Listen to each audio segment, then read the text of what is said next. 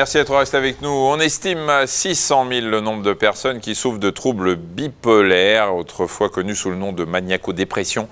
Et dans cette pathologie, l'humeur aussi entre des phases maniaques, des phases de dépression et des phases d'entre-deux. Et si les traitements comme le lithium permettent aujourd'hui de mieux réguler l'humeur, on connaît encore très mal l'origine de ce trouble. Hérédité, mauvaise gestion des émotions, stress, ces pistes sont actuellement explorées. On va en parler évidemment aujourd'hui. Notre invité pour répondre à vos questions, le professeur Philippe Fossati. Bonjour. Bonjour. Vous êtes psychiatre à l'hôpital de la Pitié-Salpêtrière et chercheur à l'ICM, l'Institut donc du cerveau et de la moelle épinière. Et on accueille Sophie Laplace. Bonjour Sophie. Bonjour. Alors, on a fait ce diagnostic il y a déjà maintenant quelques années, mais en fait, au départ, ce sont des comportements à risque que vous aviez qui ont alerté une de vos amies, c'est ça? Oui. Vous faisiez quoi? Qu'est-ce qui l'a alerté? Qu'est-ce qui l'a inquiété? En fait, je dormais plus de la nuit, je conduisais très très vite, je consommais du cannabis, et donc du coup... Vous aviez quel âge à ce moment-là? 24 ans. Et vous vous rendiez compte de quoi? De rien. De rien? Moi, je me sentais bien. Je venais de me séparer en plus, donc pour moi, c'était la liberté retrouvée. Et comme elle était également bipolaire, elle m'a dit je vais t'emmener voir mon psychiatre. Et donc, c'est comme ça que j'ai su... Mais avant, vous n'aviez pas eu de phase de dépression? Si, j'ai eu des phases de dépression. J'étais suivie par des psychiatres, oui, avant. D'accord. Mais on n'avait jamais diagnostiqué le trouble bipolaire. D'accord. Vous aviez même pendant ces phases, des phases maniaques, c'est-à-dire les phases où finalement on est, ce qu'on a l'habitude de dire, on est champion du monde, vous aviez des comportements qui vous mettaient en danger aussi? Oui. C'est-à-dire en dehors de la voiture, vous aimez quoi? Les hommes. Une hypersexualité? Oui, une hypersexualité. Vous passiez aussi vos nuits à téléphoner puis à faire venir des gens chez vous? Oui, aussi, oui. Ouais. Mais ça, j'ai continué à le faire après le diagnostic aussi, oui. Parce que j'étais dans le déni après, quand on m'a diagnostiqué. Oui, parce que vous avez été hospitalisé, en fait, quand le diagnostic a été posé. Vous avez été hospitalisé 3 semaines. Un endroit vraiment dont vous ne vouliez pas rester, hein? Non. Parce que vous ne vous sentiez pas malade? Ben non, moi je me sentais tellement bien dans cette phase maniaque, paradoxalement, que je ne voulais pas en sortir. Non. Professeur Fossati, d'abord, est-ce que c'est le plus souvent au cours d'une phase maniaque qu'on fait le diagnostic de cette maladie bipolaire ou pas? Alors le problème qui est un peu, je pense que ce qui illustre bien votre situation, même si je ne la connais pas dans le détail, hein, c'est que c'est vrai que souvent, comme ça a été dit, ça commence d'abord par des phases dépressives et ensuite par des phases maniaques. Mais souvent, le problème, c'est qu'on n'a pas actuellement à notre disposition des outils qui permettent de dire, quand on est face à un malade qui présente une dépression, est-ce que ça signe le caractère bipolaire ou maniaco-dépressif, ou est-ce que c'est simplement une dépression simple ou une dépression récurrente? Et c'est vrai qu'on peut avoir des arguments qui peuvent être des arguments des antécédents familiaux, un début précoce, un début dans le postpartum. Mais si on n'a pas tous ces éléments-là, il faut parfois malheureusement attendre la survenue soit d'un virage de l'humeur sous antidépresseur, ou soit la survenue d'un épisode caractérisé de type franchement maniaque, comme vous avez l'air de décrire, quoi. D'accord. On dirait que la bipolarité est à la mode. Il y a de plus en plus de gens, des acteurs même qui se déclarent bipolaires, comment l'expliquer? On peut même aller plus loin que cette question. Tous les êtres humains passent par des phases d'euphorie, où tout va bien, où on se sent sinon champion du monde, mais où on se sent créatif, on se sent prêt à tout, et puis des phases où on est un petit peu moins bien, on a le bourdon, etc. Et c'est vrai qu'il y a un grand débat aujourd'hui autour de la Bible des psys qui fait qu'on devient tous malades de quelque chose, mais est-ce que finalement on n'a pas tendance à faire ce diagnostic un peu trop facilement sur des mouvements d'humeur qui sont normaux?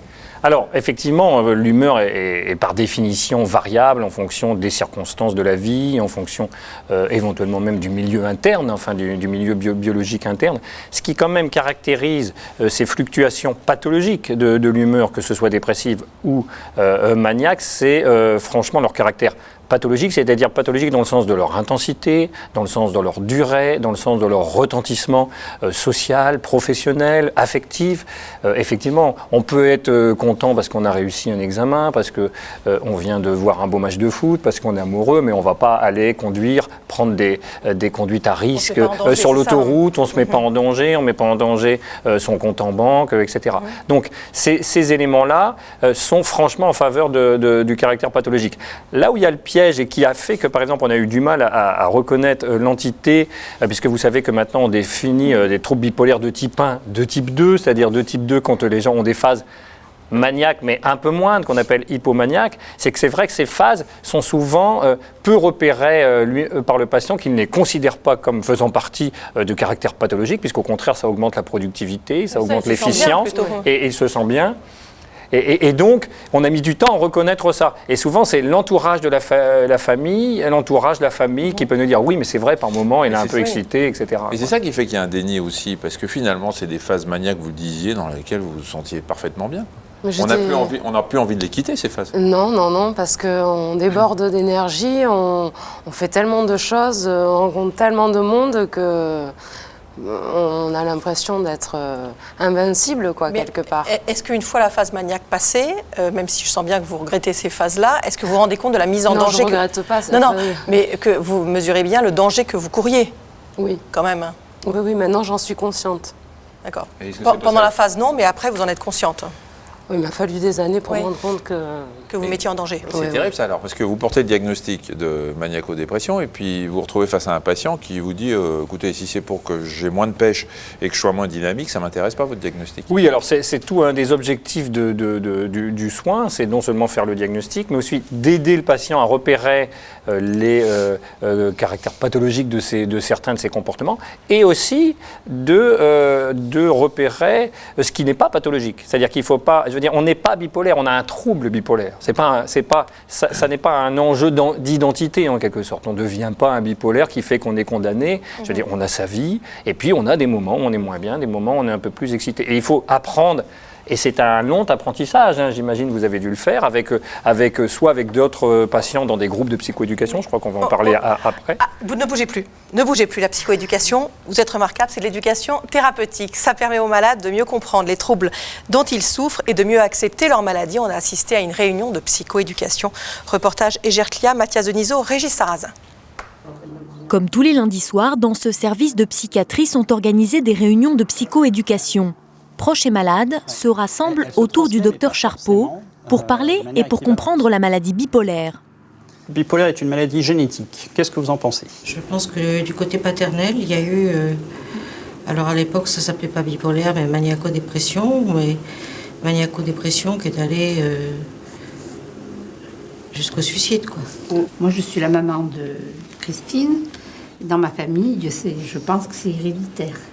La génétique n'explique pas tout, même si le trouble bipolaire est une des maladies psychiatriques les plus corrélées à des facteurs génétiques. Evelyne a 58 ans et près de 30 ans de troubles de l'humeur. La psychoéducation, c'est ce qui lui a permis d'en parler aujourd'hui plus librement.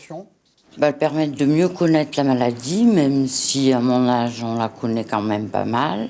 Et par rapport à l'entourage, on peut donner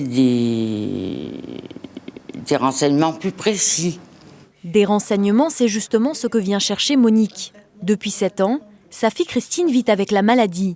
Pour les deux femmes, la psychoéducation, c'est en quelque sorte une thérapie familiale. C'est pour mieux l'aider dans sa maladie, lui faire voir que je m'intéresse à elle, contrairement à ce qu'elle peut penser. Parce que même si on fait tout ce qu'on peut pour aider, on a l'impression que ça ne suffit pas. Elle ne comprend pas, elle n'y arrive pas, parce que justement c'est fluctuant, cette histoire-là.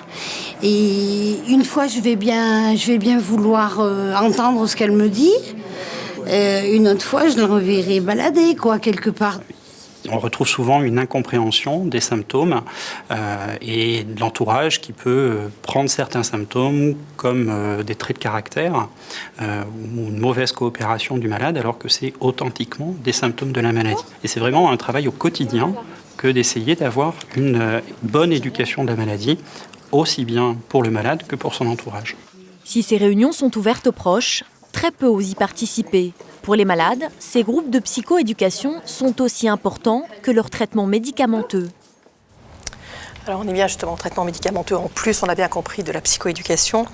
On nous demande si c'est vrai que cette maladie peut être due à une déficience en lithium. Dans ce cas, il suffit d'en prendre pour ne plus avoir de troubles.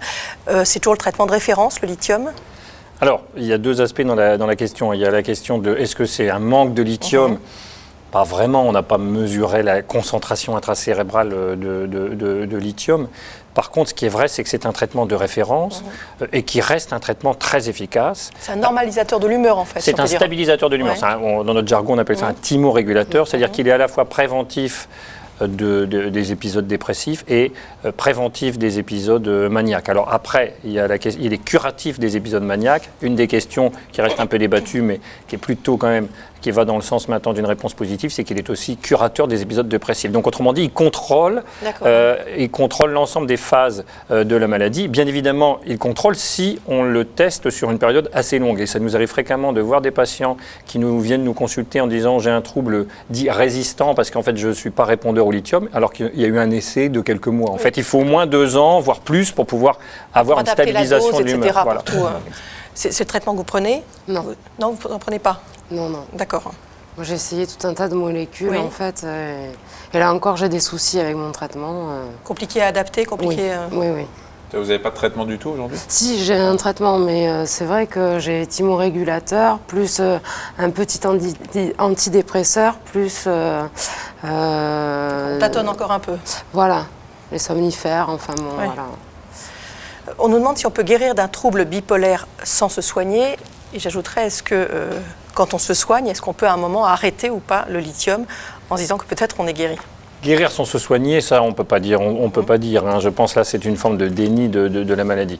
Maintenant c'est vrai qu'on a des patients qui sont en rémission complète, sous traitement, et c'est qui peut se poser après 10-15 ans la question de l'arrêt. En fait la question souvent avec les patients elle se pose au début en fait quand les gens disent oh là je vais pas prendre un traitement à vie. En fait après ils ont intégré ça. Si le traitement est simple, bien toléré, si ce n'est pas un traitement trop important, en général, la question finit par plus être posée avec le patient qui accepte son traitement.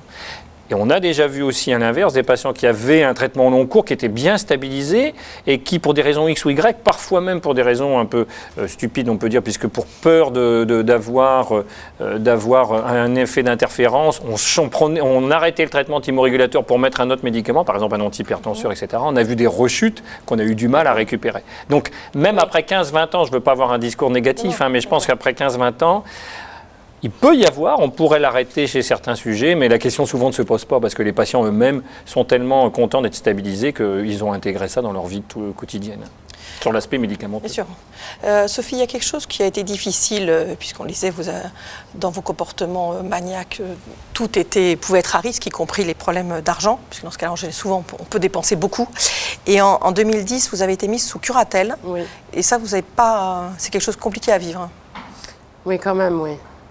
Oui, Qui maintenant... est-ce qui l'a demandé, cette curatelle? Paraît-il que c'est moi, mais je ne m'en souviens pas. Donc voilà, suite à une hospitalisation. Oui.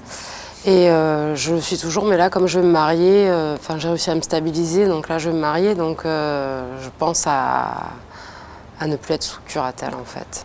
Beaucoup de patients peuvent être sous curatelle lors des phases maniaques. Alors, la curatelle est quand même une mesure qui est un peu plus lourde d'un point de vue administratif et plus lourde. Mais disons que par contre, c'est vrai qu'on est amené parfois, lors des phases d'excitation maniaque, pour éviter que les gens se lèsent en quelque sorte, et pour les protéger, on est amené à faire une demande de sauvegarde de justice, qui est une mesure plus transitoire, qui dure au maximum 6 mois, et qui peut permettre d'éviter d'une part que les patients se lèsent, et peut parfois être utilisée pour récupérer éventuellement des situations antérieure à la mise sous sauvegarde de justice. D'accord. Les bipolaires sont-ils dangereux pour leur entourage ou leurs enfants? Non, je pense qu'il faut quand même ne jamais imaginer les... D'abord, c'est vrai pour l'ensemble des troubles psychiatriques. Je pense c'est pareil pour les schizophrènes, c'est pareil pour les troubles bipolaires. Il ne faut pas considérer que les malades mentaux sont dangereux. Ils sont dangereux parfois pour eux-mêmes. Ils sont dangereux des fois pour eux-mêmes, ça oui. Et là, le risque de suicide est un élément très important, et la mortalité par suicide est un élément très important. Je pense que dans les phases dépressives ou maniaques, il peut y avoir des fois des situations tendues familiales, des situations complexes, d'autant plus s'il y a un appoint de toxiques. On parlait tout à l'heure un peu de cannabis, mais s'il y a de l'alcool, s'il y a autre chose, des excitants, etc., ça peut faciliter des passages à l'acte agressif. Mais globalement, il ne faut pas vivre ces patients comme des malades potentiellement dangereux. Comment gérer au quotidien la vie avec une personne atteinte d'un trouble bipolaire? Est-ce qu'une thérapie de couple peut aider? Sophie, votre compagnon, donc, vous l'avez rencontré après le début de la maladie, votre futur conjoint. Oui, oui. Comment il gère le fait que vous ayez cette maladie, que vous soyez Il le traité? gère bien, il a vu le psychiatre, il a discuté avec lui et ça va. Ça va, Surtout que vous êtes stabilisé, là. Non, Non, je suis plutôt mixte, on va dire. Donc, C'est quoi mixte? des hauts et des Ah, bas, des des phases maniaques et des phases hypo... Non, Ah oui, parce qu'on a précisé. mais il gère bien ça. dépressives, voilà. Il me soutient, il essaye de faire le maximum. Est-ce qu'une thérapie de couple, parfois, c'est utile? Alors, il y a deux choses. Il y a intégrer le couple et la famille. On l'a vu par exemple Oui, sur le reportage. Ça, absolument. c'est très important parce que je pense que ça fait partie vraiment des règles un peu de psychoéducation, c'est-à-dire que la famille puisse participer, soutenir et étayer le patient. Une thérapie de couple, c'est quand même indiqué quand il y a clairement un problème de couple qui est peut-être aggravé par ce problème de bipolarité. Mais encore une fois, ça n'est pas systématique. Par contre, les soutiens familiaux, la participation des familles, il a pu être montré que ça facilitait, disons, la stabilisation de ces troubles. Et si on jouait à BipoLife? Cet outil thérapeutique gratuit s'adresse aux malades bipolaires. De quoi s'agit-il exactement? Éléments de réponse dans ce reportage. Dégert, Lia, Mathias Denisot et Régis Sarrazin. Voilà, donc là vous allez découvrir en fait votre appartement, enfin, l'appartement du personnage auquel vous vous êtes identifié a priori. D'accord. Celui dans lequel je n'ai pas à faire la poussière. Par exemple, mais vous verrez que peut-être il faudra faire quelques petites choses. L'appartement que ce psychiatre décrit à cette patiente, c'est celui-ci, le BipoLife. Une salle de bain, une cuisine, une salle à manger, des pièces virtuelles, mais des situations bien réelles. On vous fait une proposition et ça correspond aussi un petit peu à votre humeur du moment. Donc vous allez choisir aussi en fonction de votre humeur. D'accord. Là, il est 20h40. Est-ce que vous allez regarder le téléachat ou regarder le journal? À la fin du jeu, est-ce que ça va mettre, vous êtes dans tel état, vous avez la tant de Vous allez voir, effectivement, vous allez avoir à la fin de chaque journée, vous avez un petit bilan de la journée par rapport à vos différentes actions. Les situations et les réponses proposées aux patients ne sont pas anodines. Ici, tout est en rapport avec la maladie bipolaire et ce que cela peut impliquer, comme les troubles du rythme. 21h30, je suis toujours là. Là, je vais peut-être aller me coucher. Alors, où est ma chambre? La majorité des patients bipolaires le disent très bien. Si, par exemple, je ne respecte pas mes horaires de coucher, je risque de décaler mon sommeil, je risque d'avoir du mal à me réveiller le matin ou faire des réveils nocturnes. Et tout ça, ça va impacter après sur l'humeur et ça peut même amener une rechute. Éviter les rechutes, détecter les signes avant-coureurs des phases maniaques ou dépressives, c'est tout l'enjeu de cet outil. Vous choisissez une option entre prendre votre traitement ou vous décidez de vous maquiller. Se maquiller dans la salle de bain. Se maquiller plutôt que de prendre le traitement, c'est indirectement considéré comme des symptômes qui seraient plus d'allure maniaque. Pareil pour le sommeil, ne pas aller se coucher, etc. Donc c'était comme ça que c'était présenté. Encore une insomnie? En plus, j'ai un de ces mal de tête. Le but, c'est d'essayer de mettre en avant des choses qui seraient peut-être incohérentes à certains moments de la journée ou des prises de décision qui, par rapport à la question de son humeur, de son hygiène de vie, seraient pas cohérentes. Donc, par exemple, une consommation de café après 18h ou en soirée, c'est quelque chose qui est excitant et qui va peut-être induire des troubles du sommeil. Donc c'est quelque chose qui après, à la fin de la journée, va être rapporté dans le bilan en disant « Attention, vous avez une tendance à consommer des excitants le soir, c'est peut-être ce qui peut expliquer vos troubles du sommeil. » Oui, donc on Il faut va... vous déplacer vers le réfrigérateur. J'ai peur qu'en phase dépressive, je prenne même pas le... Enfin, j'ai même pas l'envie de le faire. Mais, parce que c'est vrai, là, je suis toute Joyce, hein, mais... Non, mais je pense que si. Ça va être bien. Ça peut apporter quelque chose, oui. Le professeur Lorca est chef du service de psychiatrie. Il a participé à l'élaboration de BipoLife. Utiliser ces supports-là, c'est maintenant un domaine qui se développe de plus en plus, mais vraiment pour toutes les pathologies. Donc il faut utiliser ça. Les patients sur troubles bipolaires, ils vivent dans le monde, ils utilisent tous ces éléments-là, et donc il faut leur offrir. Certains d'entre eux s'en saisiront, certains d'entre eux trouveront ça pas intéressant, ou trouveront ça trop compliqué, mais il faut qu'on puisse avoir l'ensemble de ces dispositifs. Pour ce psychiatre, ce support interactif pourrait faire partie du traitement des troubles bipolaires, au même titre que les médicaments et la thérapie. Si vous voulez en savoir plus sur ce jeu, vous allez sur www.allodocteur.fr. Sophie, votre mère avait été diagnostiquée bipolaire ? Oui, l'été dernier. L'été dernier. Il y a une vraie transmission familiale ? Oui, alors ça n'est pas comme une transmission à 100%. Oui. Il y a un risque génétique très élevé. C'est vraiment une affection dont le risque génétique est important. Et en particulier, on estime de l'ordre de 50-60%. Par exemple, quand on prend des jumeaux monozygotes, qui sont des jumeaux ayant tout le patrimoine génétique, en gros, si l'un est atteint de la maladie, il y a pratiquement 60 à 65% de chances que le deuxième ait la maladie. Donc on voit bien que ce n'est pas 100%, mais il y a quand même des facteurs génétiques et on retrouve souvent dans les familles des antécédents familiaux de bipolarité, voire d'autres pathologies, mais souvent de bipolarité, bien évidemment. Est-ce qu'on peut devenir ou révéler une bipolarité à 40, 50, 60 ans ?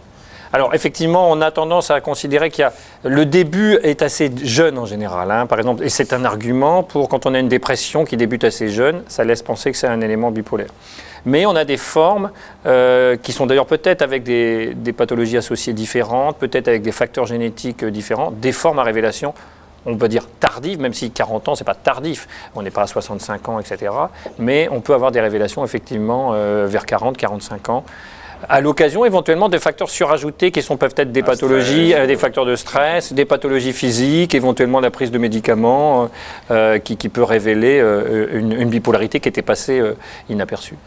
Sophie, vous l'avez dit au début de la maladie, vous consommiez du cannabis, vous avez été prise en charge pour ça. Il y a d'autres, c'est quelque chose qu'on voit souvent, les consommations d'alcool, de différentes drogues, et on les prend en charge toujours avec le traitement de la maladie ? Alors oui, dans le jargon, on appelle ça la comorbidité, c'est-à-dire le fait d'avoir deux pathologies, et la comorbidité addictologique est très très fréquente. Plus de 30% des patients ont ou prennent soit du cannabis, soit de l'alcool, soit éventuellement d'autres types de produits toxiques comme la cocaïne ou les choses comme ça. Alors bien évidemment, il faut à ce moment-là faire une prise en charge globale et prendre non seulement en charge les troubles bipolaires, mais aussi l'addiction avec parfois l'aide d'addictologues.